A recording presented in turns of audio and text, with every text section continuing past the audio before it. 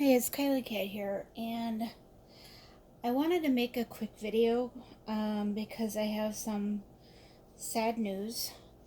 If you watched the video from a couple weeks ago, and I was talking about the family member that I don't remember how much information I put out there, but this family member was diagnosed with cancer, and they figured he had about a year. He started chemo and radiation therapy and stuff like that. Um, well, after he had started the therapy, he was getting up in the morning, and I don't know honestly if it was to go to work or something, but he fell and hit his head and never regained consciousness and was declared dead. Um, this family member, was my sister's husband, and my sister called me that morning to let me know. And I told her I'd be there for her for anything that I could help her with.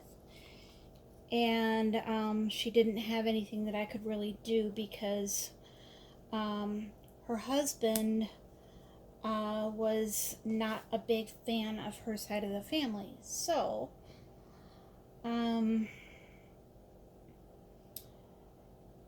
I wanted to be there for my sister. I told her that I'd be happy to move in with her and help her out with things. And at first, she was very gung ho about that idea, but then she ended up changing her mind. Apparently, she needs some time to herself, which I completely understand.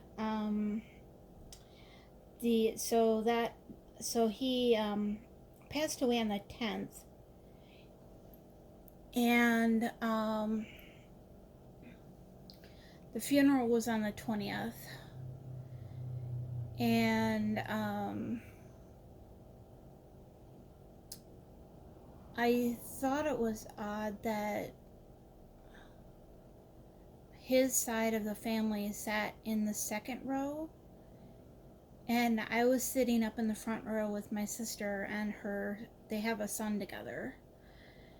And I would have moved if they had wanted me to, because I didn't feel like I was close enough to him to have been in the front seating section. But I wasn't going to leave my sister sitting there alone. But at the same time, I kind of felt like she was pushing me away a little bit, and I'm not sure why. Maybe it was just her way of dealing with it. I'm really hoping that her and I can regain that sisterly bond that we had before either of us got married. It was my fault that it fell apart, because I got married and that was the one important person in my life. And so I'm hoping that, that if I work, I'm going to have to put some effort into it, I'm sure, but I really want her and I to have that sisterly bond that we had before. And I'm still going to help her with everything that I can. And I mean, it just blows my mind that these things happen.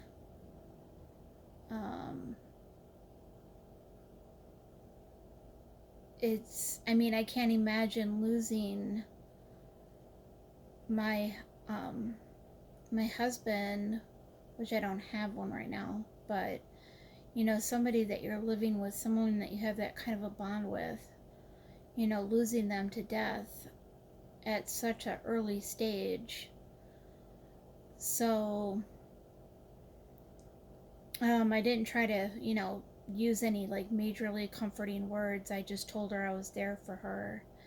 you know um, Sometimes people have these things that they like to say in this situation, and I heard a lot of it at the funeral.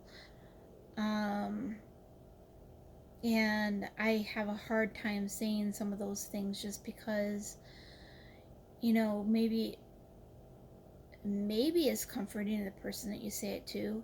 Maybe it's just something that you say in a situation like that, but you don't know what that person is going through. You don't know if that's going to help or not.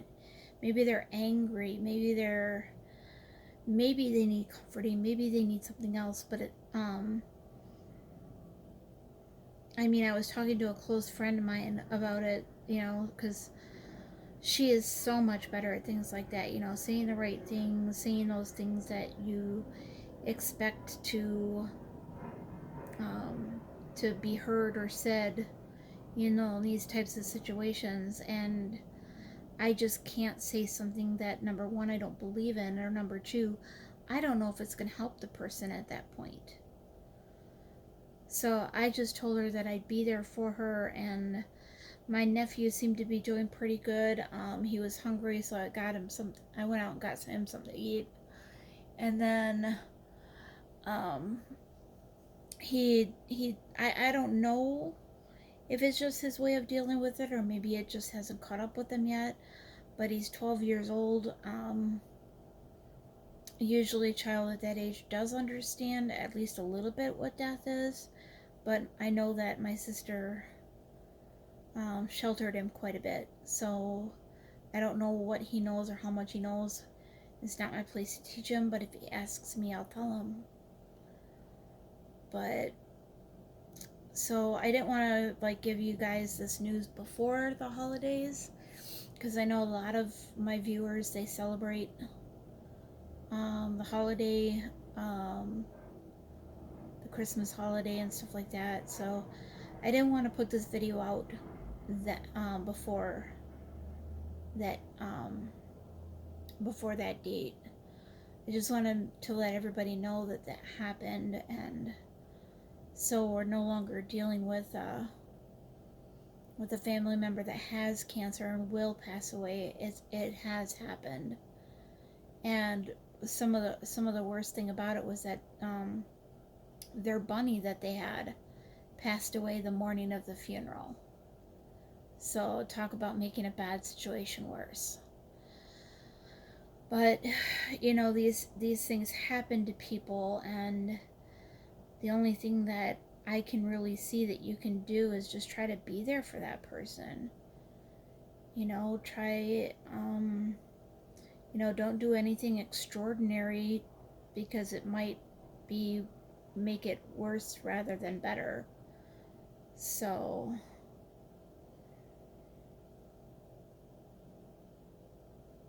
I know I was surrounded by some close friends of mine that kept some of my other family kind of away from me during my father's funeral. But some of that family also doesn't talk to me because I pushed them away. When I wasn't doing very well, and I still do blame myself for everything that happened with the little boy that we were supposed to adopt. So I pushed everyone away because I didn't want to be blamed by someone else, because I was already blaming myself. So I pushed them away too. So I didn't expect a lot from that. So I don't know. My mom was next to my sister the whole time that everyone was doing the meet and greet and stuff like that. I don't know, they did a whole line of people to tell my sister that how they felt, or that they were sorry that it happened and stuff like that. So I think it went really well. So I don't know. What do you say to things like this? You don't really have a lot to say, right? So anyway, I'll let you go with that I changed this little boy's clothes from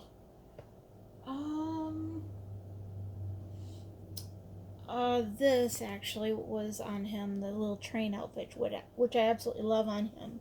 He looks so adorable in it, so I'm gonna hang on to that outfit for him. And then I put him into a light blue let me take that from you, baby. A light blue onesie that says I love you to the moon and back, and paired it with, and I don't know if you can see this really well, a pair of striped, gray, mostly gray with small white striped sweatpant type material that kind of matches the gray in the words, I love you to the moon and back, and the white of the moon. So, and he is just so cute. So he's with me this week. I'm out of town. I'm in the Chicago area this week. So, anyway, so I will let us go at that with that, and I hope everyone has a wonderful, happy New Year. I might actually put out a video before then, because there's other things I want to do as well. So, thank you for watching, and I will check in with you again later.